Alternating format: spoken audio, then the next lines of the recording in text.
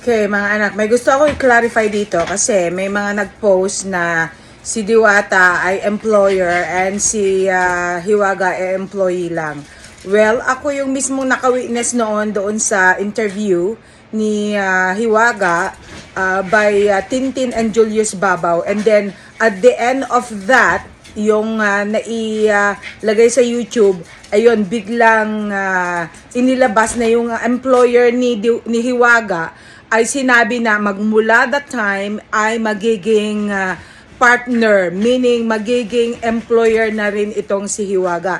At ako mismo naka-witness sa video na yon. Well, I am going to put also here kung saan yung video na yon, okay, sa description ko, para makita nyo talaga na hindi nagsisinungaling. Kasi pinapalabas na sinungaling daw itong si Hiwaga. Well, I mean, totoo nga na nung una, talagang sinasabi naman talaga niya na siya ay employee lang. Siya ay hindi boss, kundi employee lang.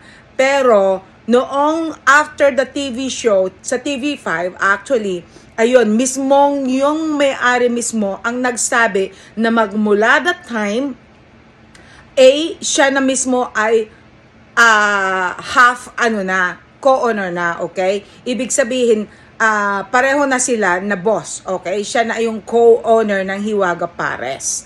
Ayun, gusto ko lang i-clarify dyan kasi yun ngayon yung ginagamit nilang panira o kaya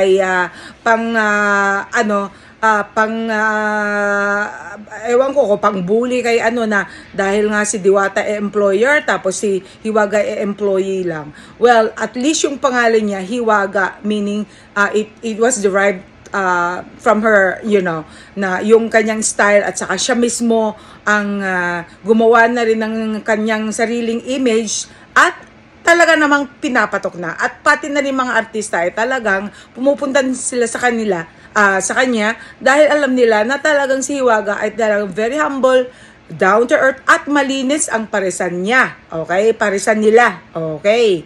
So, ayun lang.